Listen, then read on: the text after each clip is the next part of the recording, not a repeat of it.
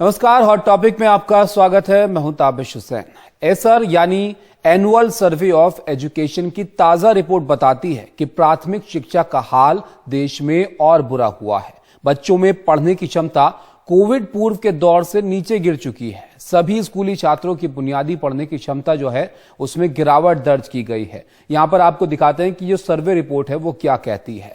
इसके मुताबिक तीसरी से 5वीं तक के बच्चों पर सबसे बुरा असर जो है वो कोरोना के वक्त का पड़ा है और यहां पर गणनात्मक क्षमता कोरोना काल से पहले 2018 के स्तर तक चली गई है। यानी बच्चे जो पहले जो क्षमता उनके अंदर थी उससे कम यहां पर इस बार देखी गई है। बच्चों को पहाड़ा याद करने में भी अब मुश्किल हो रही है और ऐसे बच्चों की तादाद बड़ी है जिनको ये समस्या जो है वो देखी जा रही है। अलजेब्रा और ज्योमेट्री में भी उनको मुश्किल हो रही है और ये इससे आप अंदाजा लगा सकते हैं कि कितना जो है कोरोना की वजह से असर बच्चों पर यहां पर देखने को मिल रहा है।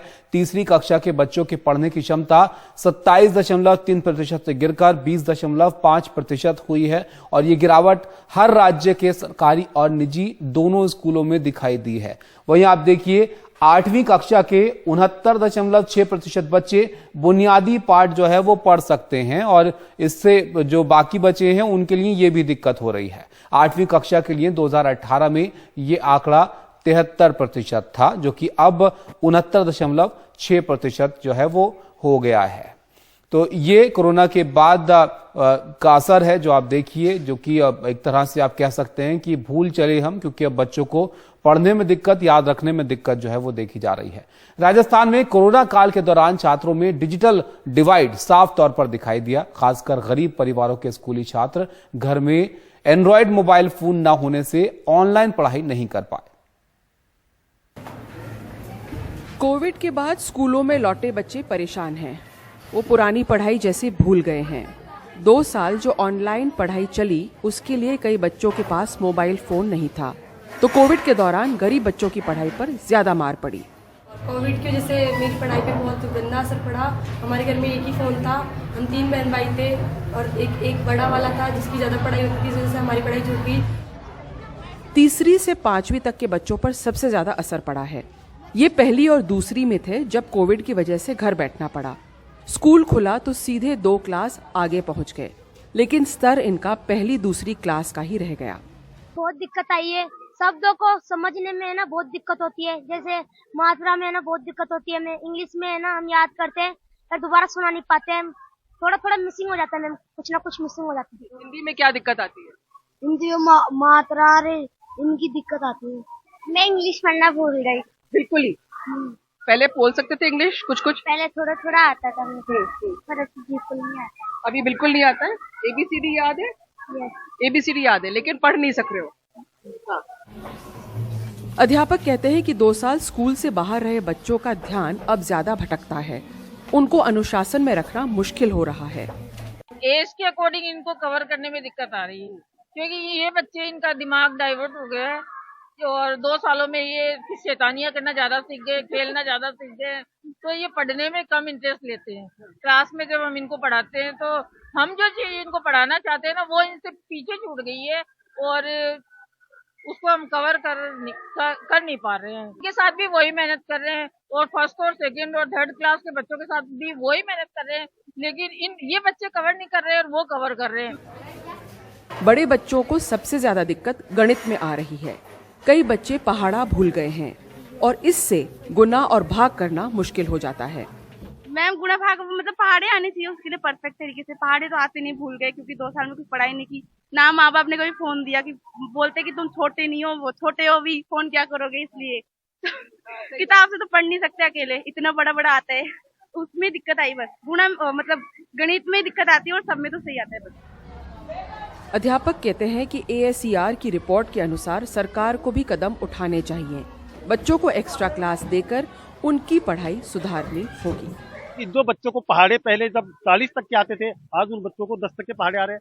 जोड़ बाकी गुणा बाकी बात करेंगे तो उनको जो डिवीजन है, भाग के जो सवालात है या गुणा के सवालात है वो भूल गए हैं।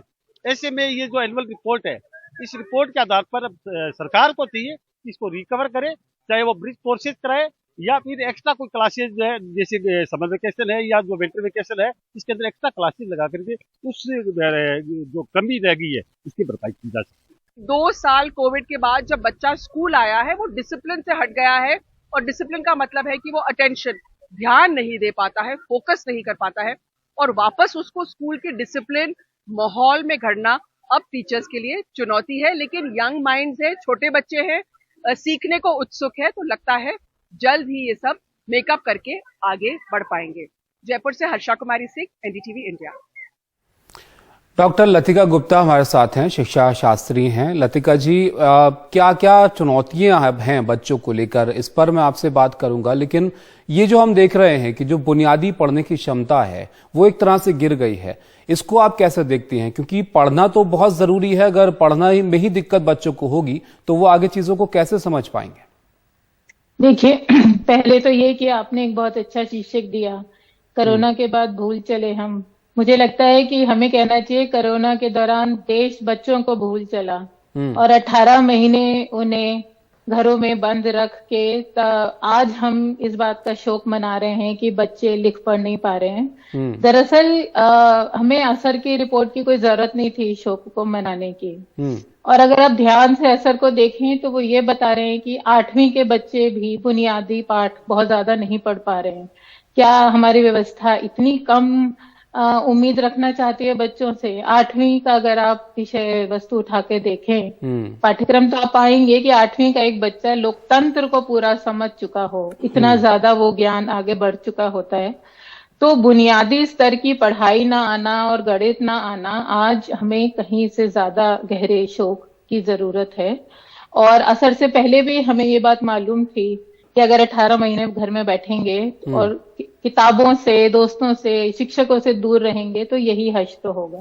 लेकिन उस वक्त तो एक चुनौती भी थी ना लतिका जी, एक तरह से आप कहिए कोविड का दौर था, लेकिन डिजिटल जो पढ़ाई थी वो तभी शुरू हुई, तब ये कोशिश की गई कि भाई मोबाइल के जरिए, लैपटॉप के जरिए बच्चों को जो है शिक्षा दी जाए। लेकिन उससे भी आपको लगता है कि एक डिजिटल डिवाइड जो है वो पैदा हुआ, क्योंकि जिनके पास वो चीजें नहीं थी वो पढ़ाई से दूर रह गए, और जिनके पास वो चीजें थी उनकी क्या सच में पढ़ाई हुई या वो सिर्फ व्यस्त रखे गए? क्या पढ़ाई सिर्फ सुनना है कि शिक्षक एक स्क्रीन पे बोलता रहे और विद्यार्थी सुनते रहे? उनकी भी अलग चुनौतियां हैं और उनको भी पहचानना जाना चाहिए इसी तरह से। शायद वो सिर्फ सुनते रहे और कुछ चीजें पढ़ ली, पर ऐसे बहुत से परिवार हैं। पहले तो मुझे मोबाइल ना होने से बड़ी आपत्ति है। मोबाइल कोई शैक्षिक उपकरण नहीं है। अगर आप लैपटॉप या डेस्कटॉप बोल रहे होते तो मैं थोड़ा स्वीकार भी कर लेती। मोबाइल सिर्फ बात करने का एक तंत्र और मोबाइल से पढ़ाई नहीं होती है। पर जिसको आप ऑनलाइन कक्षाएं कह रहे हैं मिली, उनमें भी अपने शिक्षकों से और सीखने की आदतों से दूरी आई। जिसको शिक्षक अभी कह रही थी वो बहुत अच्छी बात कह रही थी कि उनका मन पढ़ाई में नहीं लग रहा है। देखिए, स्कूल हमारे देश में कुछ खास अकादमिक आदतें देता है, बिल्कुल, जो कई परिवार नहीं दे पाते। और अगर स्कूल 2 साल बंद रहा तो ये एक बड़ी बात है जिसको पहचान के अब कुछ खास मुहिम चला के काम किया जाना चाहिए। जहां तक मुझे पता है तमिलनाडु में एक ऐसी समिति बनाई गई और वहां पर कई सारी गैर सरकारी संस्थाओं की मदद से, इसके अलावा विश्वविद्यालय के जो शिक्षित युवक हैं वो ऐसे कई काम कर रहे हैं जो घरों में, समुदाय में, कम्युनिटी लाइब्रेरीज में जाके शाम को गणित, सामाजिक विज्ञान और पढ़ने की क्षमता, इन सब पे काम कर रहे हैं। बात सिर्फ पढ़ना सिखाने की नहीं है कि मात्रा सिखा दें, बात है हाथ में किताबें देने की। दो बड़ी इंपॉर्टेंट बातें हैं यहाँ पर लतिका जी, जैसे कि आपने भी कहा, स्कूल जाकर सिर्फ एक सिलेबस पूरा नहीं करना होता है, बहुत सारी चीजें बच्चे वहां से सीखते हैं जाके। तो इन दोनों की भरपाई आप कैसे समझते हैं कि होगी? एक तो ये कि बच्चों में जो पढ़ाई लिखाई में जो अब देख रहे हैं गिरावट आई है, क्षमता में एक तरह से गिरावट आई है, उसको कैसे पूरा किया जाए, और ये जो स्कूल ना जा पाने का जो असर है इसकी भरपाई कैसे होगी? मुझे लगता है जो शिक्षा के अधिकार कानून में कहा गया है कि रिमेडियल क्लासेस, ब्रिज कोर्सेज, इनको हमें कुछ विशेषज्ञ संस्थाओं की मदद से डिजाइन करना चाहिए। और मेरा ये कतई कहना नहीं है कि हम शिक्षक के ऊपर थोप दें कि अब आप गर्मियों में, सर्दियों में, बरसात में भी आके पढ़ाएं। हमें स्कूल को एक सहयोग देने की जरूरत है। और स्कूल इस समय वैसे ही भारत में चरमरा रहा है। स्कूल को विश्वविद्यालयों का और दूसरी जो शोध कर रही संस्थाएं हैं, SCRT, NCERT, इन सब की खास सपोर्ट की जरूरत है।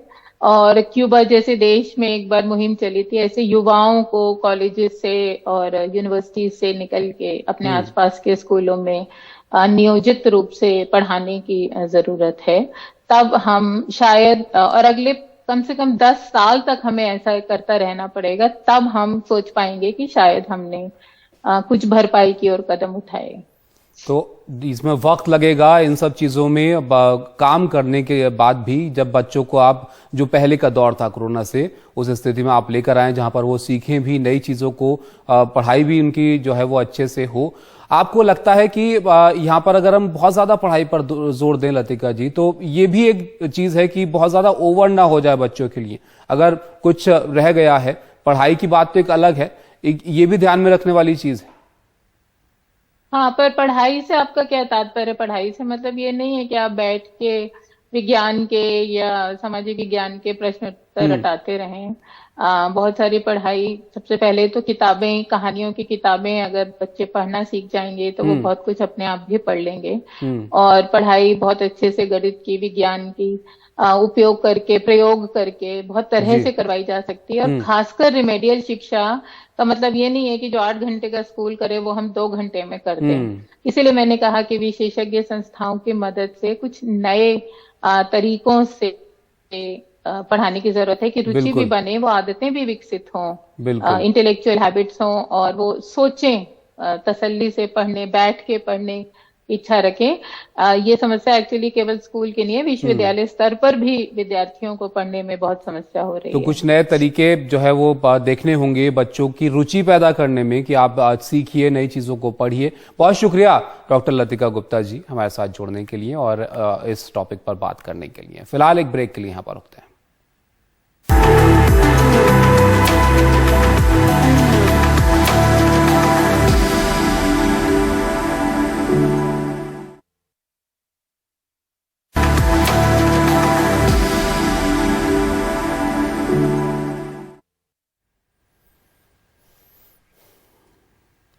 प्रधानमंत्री नरेंद्र मोदी ने आज मुंबई मेट्रो की 2 नई लाइन का उद्घाटन किया। इस मौके पर प्रधानमंत्री मोदी ने कहा कि मेट्रो हो, शिवाजी टर्मिनस का आधुनिकीकरण हो या फिर सड़कों में सुधार, ये मुंबई शहर को बेहतर बनाने में बड़ी भूमिका निभाएंगे। इसके बाद प्रधानमंत्री का काफिला अंधेरी के गुंडवली मेट्रो स्टेशन पहुंचा। वहां प्रधानमंत्री ने मेट्रो की सवारी की और इस दौरान वो अपने सहयात्रियों और इस प्रोजेक्ट में काम करने वाले मजदूरों से बात करते भी नजर आए।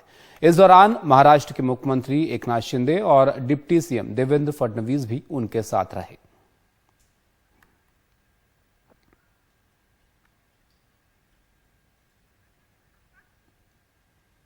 तो इसी के साथ आज के हॉट टॉपिक में फिलहाल इतना ही। नमस्कार।